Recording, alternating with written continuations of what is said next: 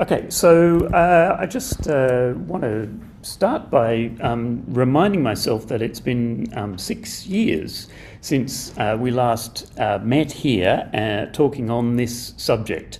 And so since our last seminar on the artist and the algorithm, 6 years, that historical period between then and now is almost exactly bisected by the general release of a natural language interface to a large language model in the form of ChatGPT. So I think that was November 2022.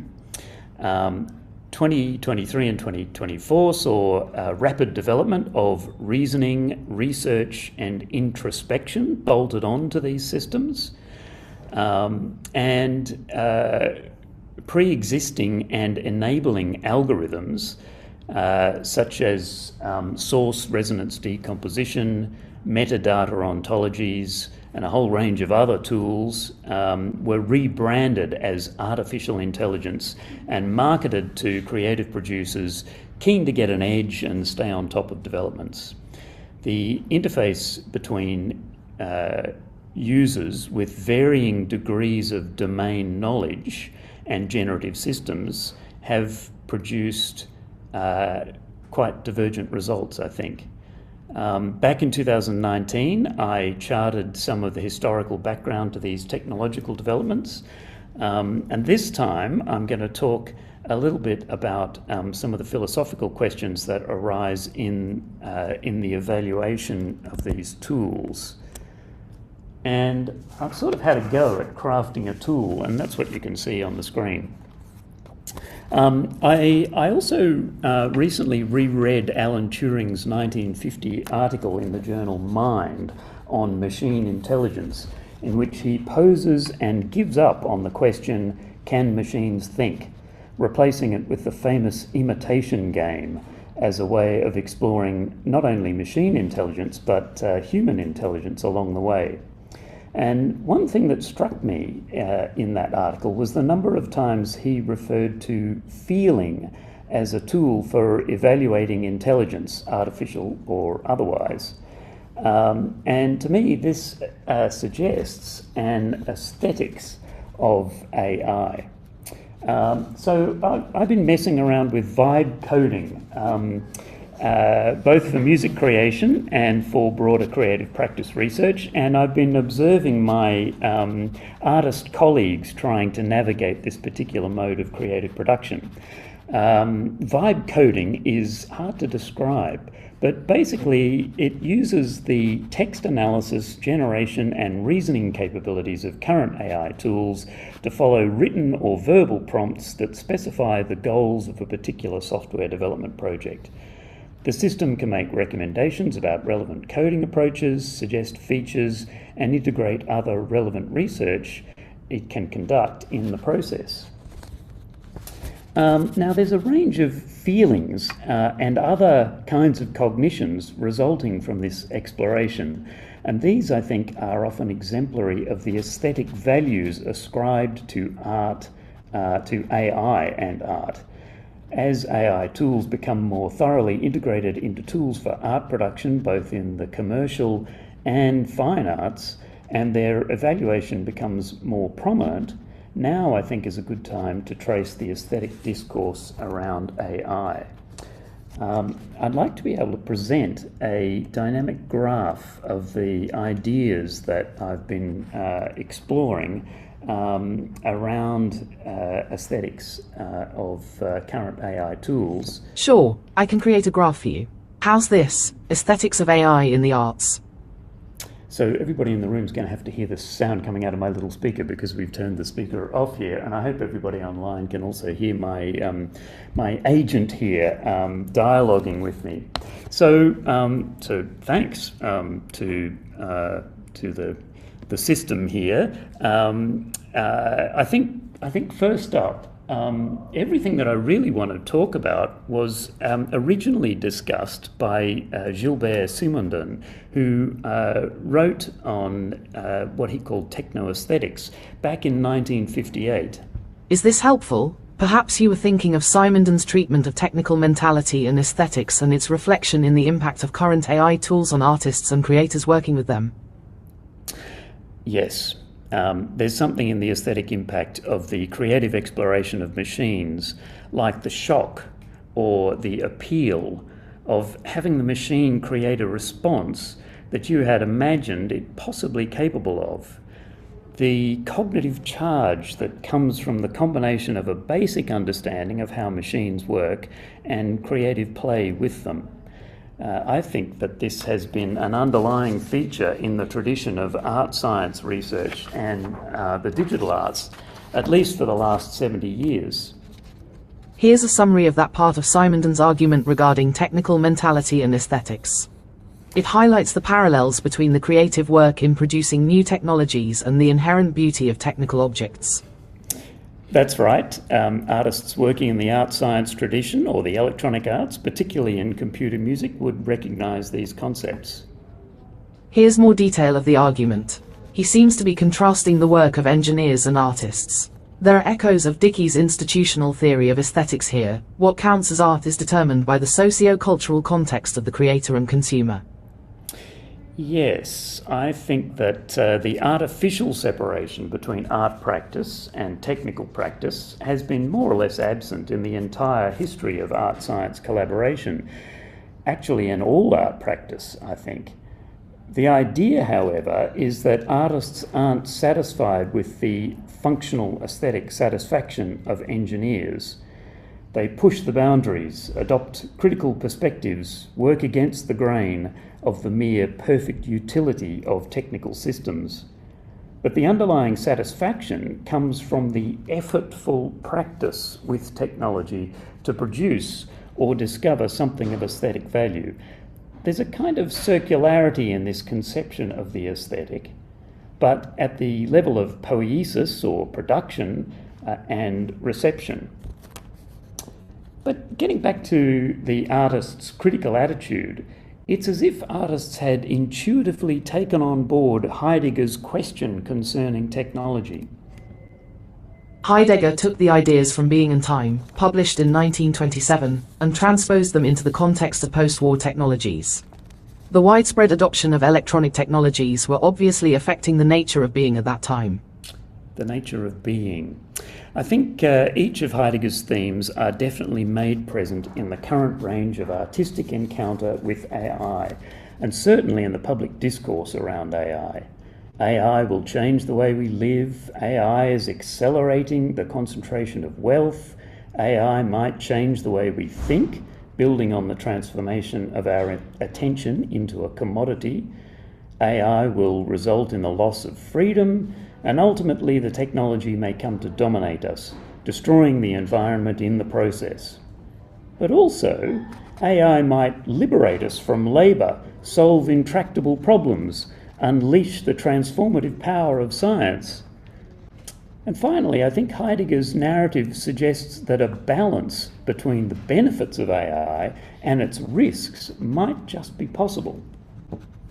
Heidegger proposes that pre-modern technology reveals the world in a poetic way, unlike modern technologies.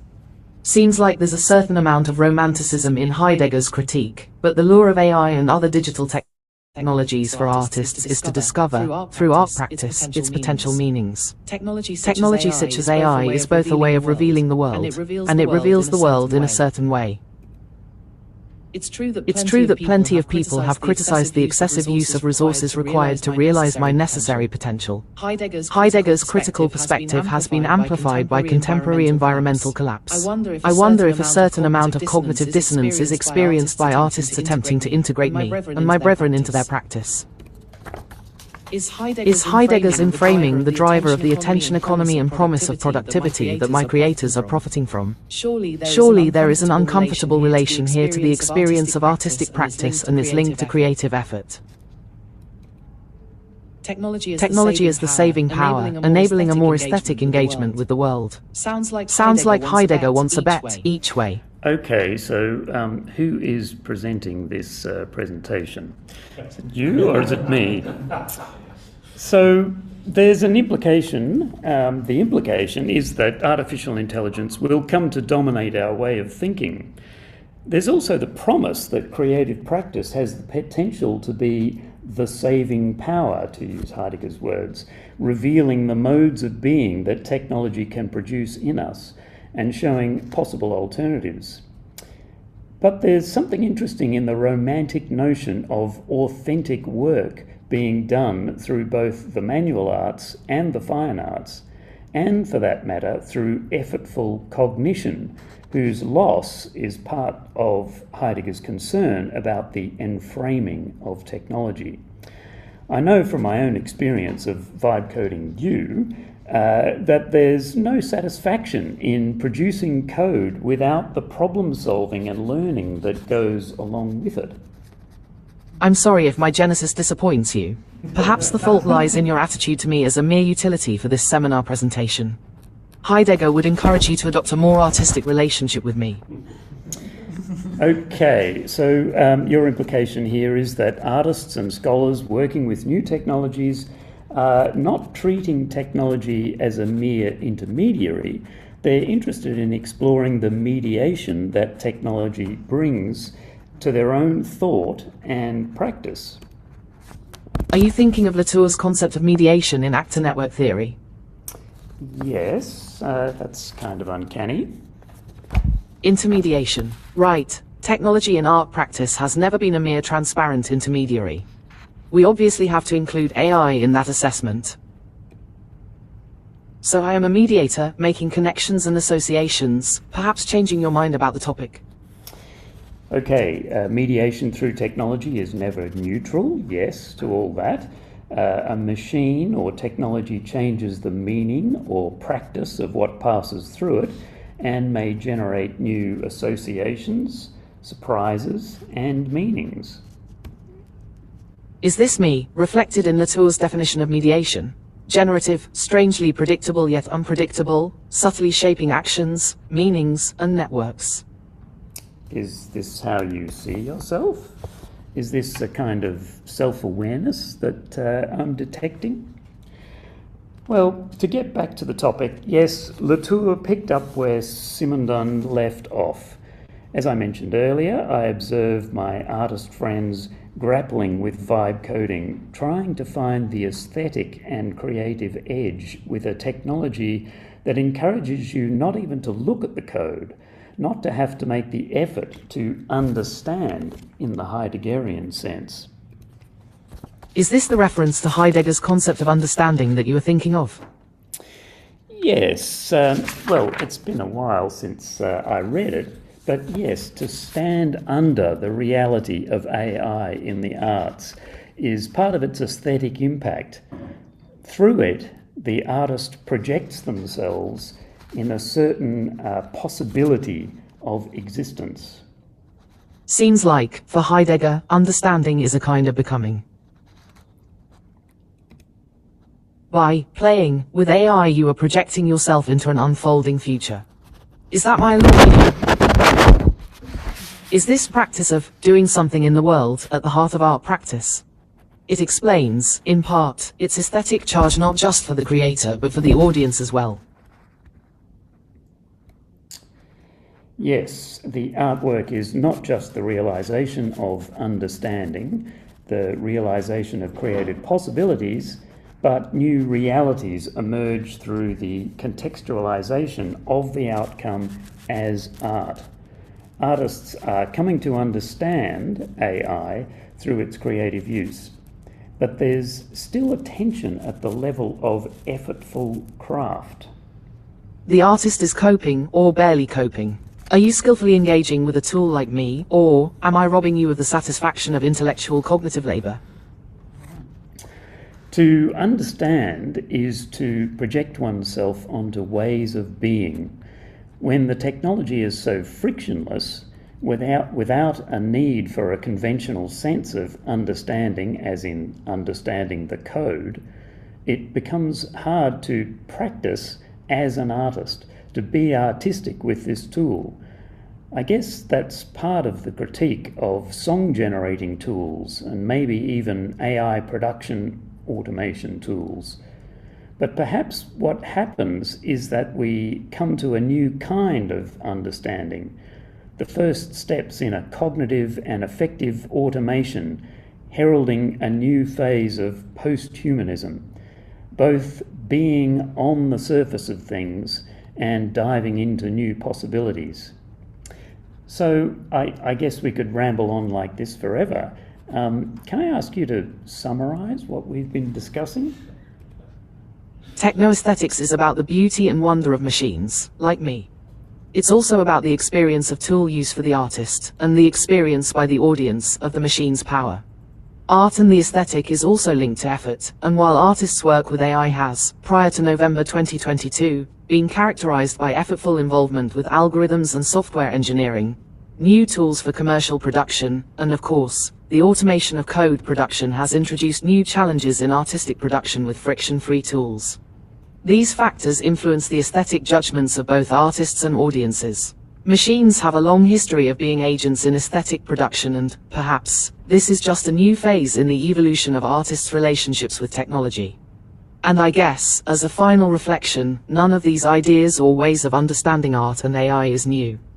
In fact, it goes back beyond the birth of electronic and digital media to Renaissance humanism and probably back to the origins of human expression. I think that sums up our discussion. Do you think that covers it? Yes, I think you seem to have measure of intermediation and aesthetics of AI and the arts. Let's leave it there. That concludes my presentation, or our presentation, I should say.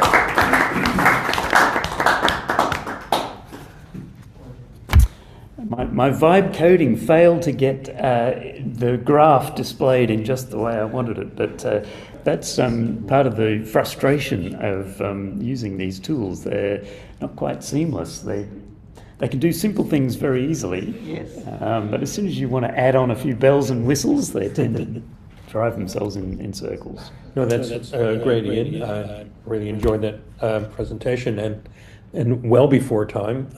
We have a little bit more time today, but we can now move to the Q&A, both within the room and online as well. If anyone wants to put a question in the chat, we can also cope with that as well.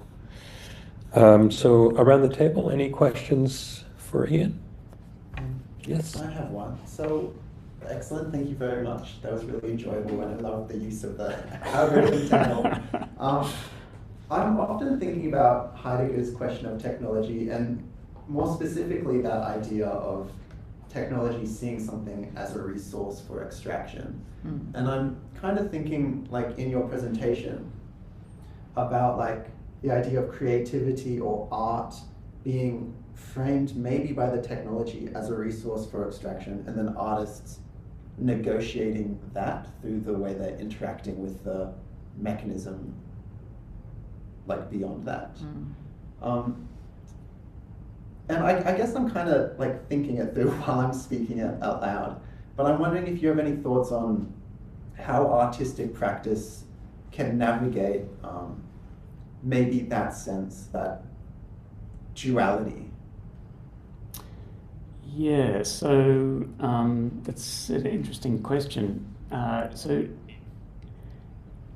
So you kind of project your mind back to the kind of post-war period that this was being written in, and I think his view, although I wouldn't pretend to understand entirely what it was about, but I think his view was that the increased adoption of technologies in our everyday life was making us think not of the technologies as a resource for extraction, but of the world as being, a site of things for humans to consume, and I mean, I guess that the increased use of, particularly in the kind of media arts, I suppose, in film and television and electronic media, that artists working, artists in inverted commas, working in those areas were probably less concerned about or they were more eager to take on new technologies for the creation of new kinds of media.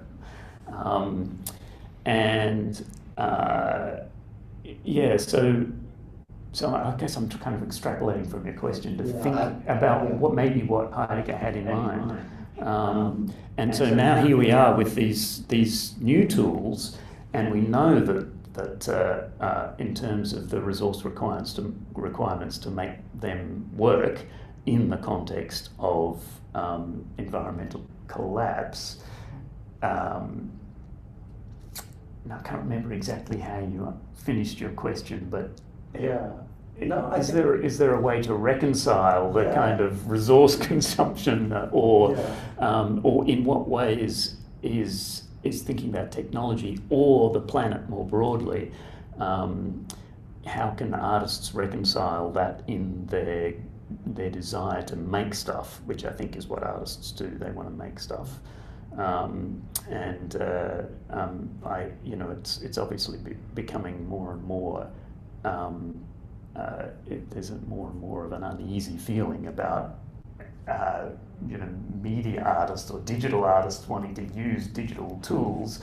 Because here we are living with the results of 70 years of resource extraction and. Yeah, is that sort of... No, that's great. Yeah, I was just kind of thinking it through while you were speaking, so... Yeah, no, that was awesome. Yeah, I mean, the kind of all of the stuff that's in Being and Time about the world being full of things that are ready to hand, and all these kind of conceptions about the relationship between human being and the things in the world. They're super profound, and it's easy to get, so I think we're kind of talking about the pragmatics of what that means in terms of the using up of finite resources on the planet now, rather than I think in 1923 or whenever it was, that there was a kind of sense of limitlessness to the ready-to-handness of stuff in the world. It wasn't a question for Heidegger, I think, back in 1923. Maybe it was becoming to be a question after the Second World War, after the total war in Europe, that there was a sense that there was a real danger of just treating the planet as being this kind of limitless resource. And are artists any different to other human beings in their sort of impact of that realization? And it doesn't seem to be impacting the world of commerce at all, because people are ploughing money into building data centers as if there wasn't a problem. Yeah, so it's a frightening question, isn't it? Mm. Mm. Thank you. Mm. And it might be that we're the ones being extracted. Yeah. I think that's what I'm going to talk about next week. Yeah, that's right. So it's not really. Yeah. It's not an L-sum game. No, that's right. Yeah, we become the ready to hand. We're the materials. Yeah.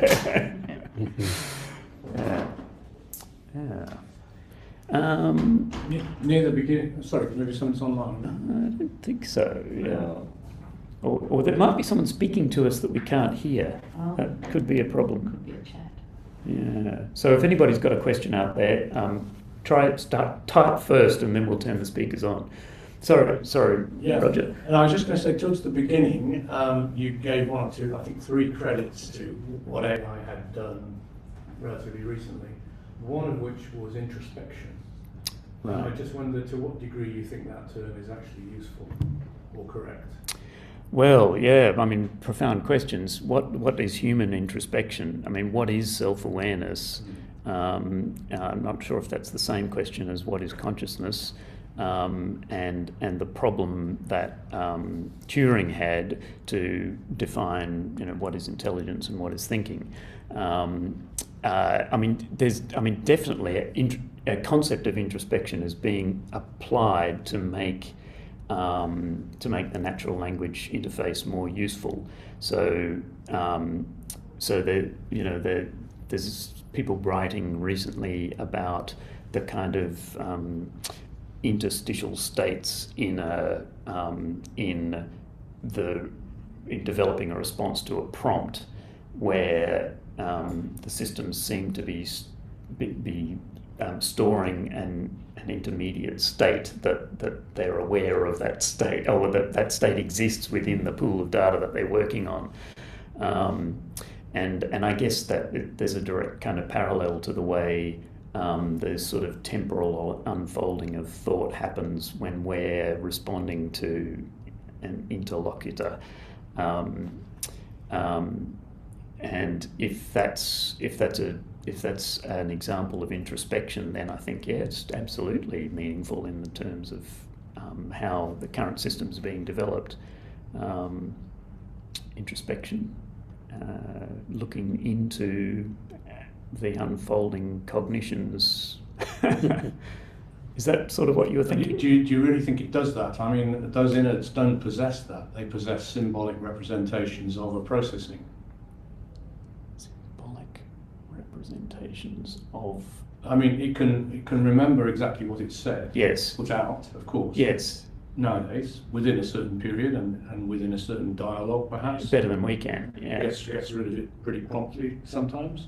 Yeah. Because it wouldn't be useful in the next dialogue.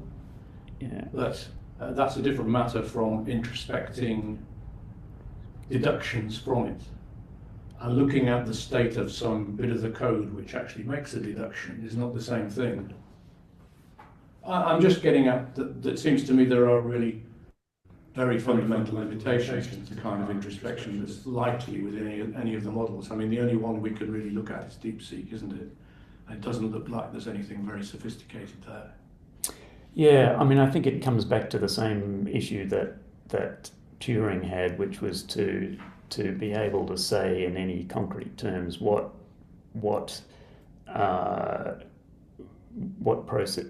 we mean by a term in terms like introspection, and I think the use of models of reasoning. So in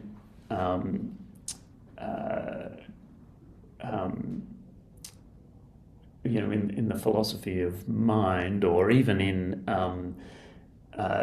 theories of how logical processes unfold in human cognition, we have models of what goes on in human cognition. We can formalize them and describe them, but whether they actually represent what is happening in human consciousness, I'm not sure that that's necessarily the case. And I think the kind of bolt-on reasoning that's been applied, with Claude and with ChatGPT, are taking some of those models of what human reasoning are like and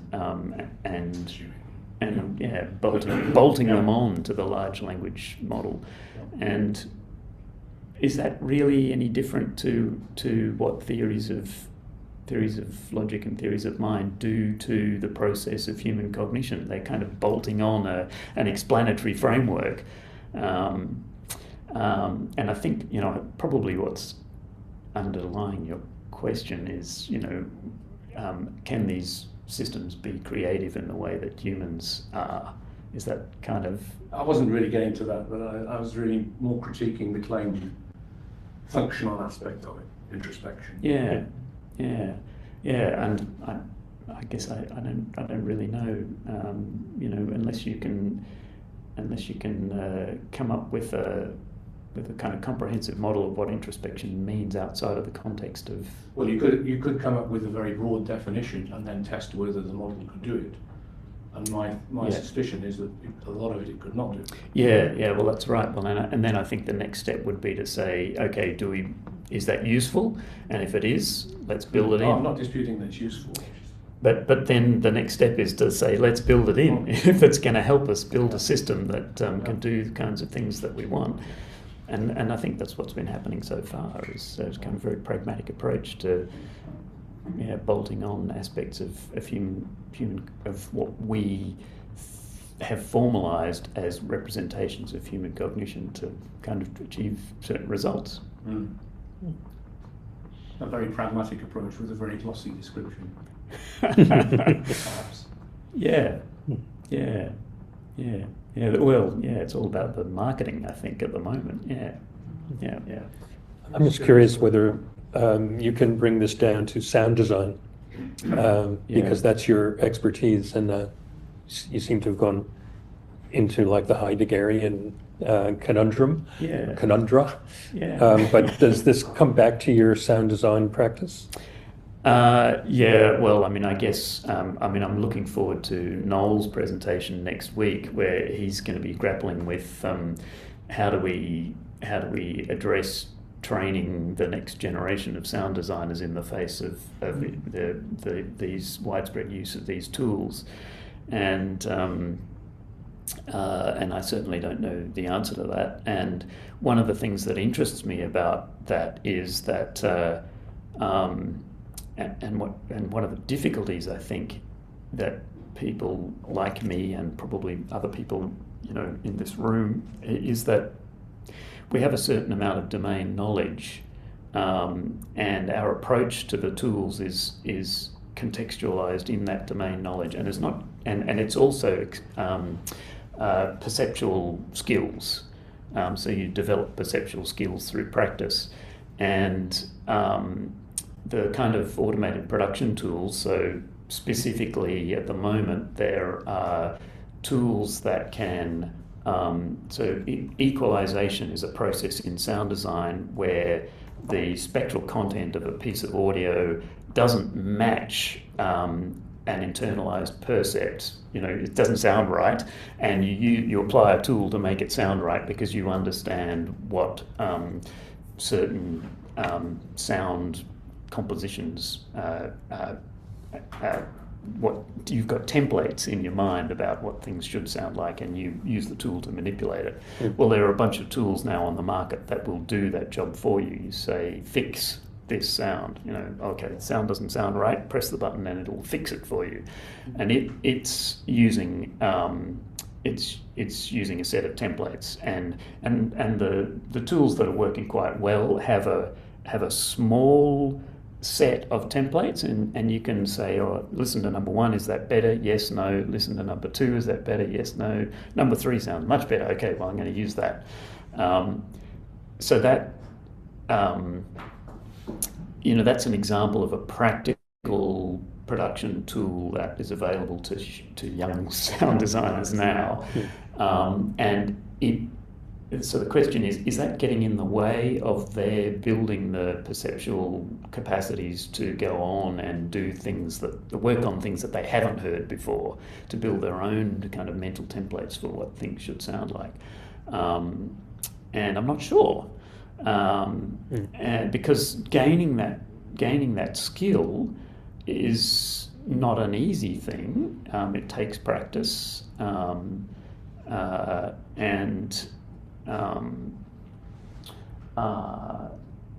so there's that kind of effort, the requirement for effort to produce an outcome, and the effort that's involved in learning. So that's one of the challenges, I think. And the other thing, I think, in terms of thinking about sound or music, I guess, production, that I tried to just touch on in that presentation is the way we evaluate the fruits of that kind of creative labour. And so the other systems that are available at the moment are the kind of the song generation. There's a tool called Suno. You can say, I want a country rock tune in the style of Neil Young, and it's on the theme of this and this, and it'll produce you a beautiful version. If you listen to it closely, it doesn't sound too good, but actually on the surface, it's pretty impressive. I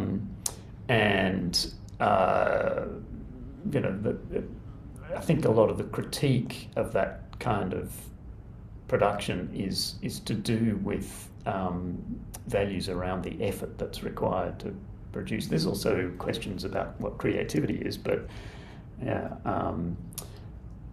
So, I mean, those tools are a small step away from something that's really useful, which is, and they're kind of taking the steps incrementally.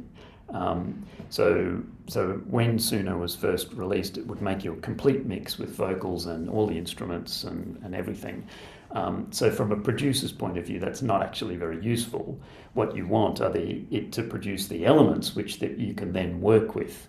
And so the current version of it produces something they call them stems, which is not quite the right term, but they'll give you the drum kit and the bass guitar and the electric guitar as separate elements. Each one on its own sounds pretty awful from a professional music production point of view. But what they really need to produce is the transcription of those audio files. Now that's it's not a very simple, but it's certainly an available set of processes. And next Wednesday, they will implement that. And then you've got something that's really useful, because then you can take the transcription of that and ingest it into your music production software and start to build something that sounds really good. And that literally is like, that tool will be available next Wednesday, and that'll be quite useful and quite interesting to see where that leads us. I'm looking at John here, because John's a professional film composer, and this is what our students will be using fairly shortly, and I don't know how to deal with that. And what will those transcriptions look like? Oh, they'll be MIDI files. MIDI files, okay. Yeah, and you just load them up in your digital or your workstation, and you they're instructions to your digital instrument to play the notes, and then you can choose what the notes sound like and make it sound really, modified and reharmonize it and do all the things that you can do when you. Right. Yeah. So. Is that sort of... Yeah, I mean, it sort of leaves the Heideggerian dilemma behind a bit into the sort of active engagements with technologies as they are evolving as we speak, if it's coming out next week. It doesn't, no. I think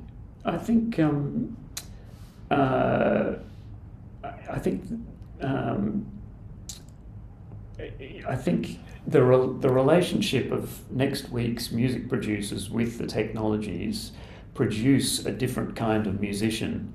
They'll obviously produce a different kind of music.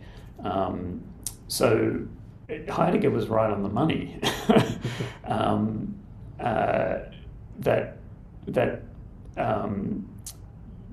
So this is what he calls projection, and the musician is projected into the new kind of musical world that the tools enable the musician to produce. So the world and the musician are being modified in the process, and that is his conception of human being, I think. So it doesn't leave Heidegger behind at all. He was right there. He's with us, I think. Okay. Yeah. Great. So any other final queries or questions for Ian, though I can see how the questions do tend to take a lot of time to answer, but that's all right. Sorry.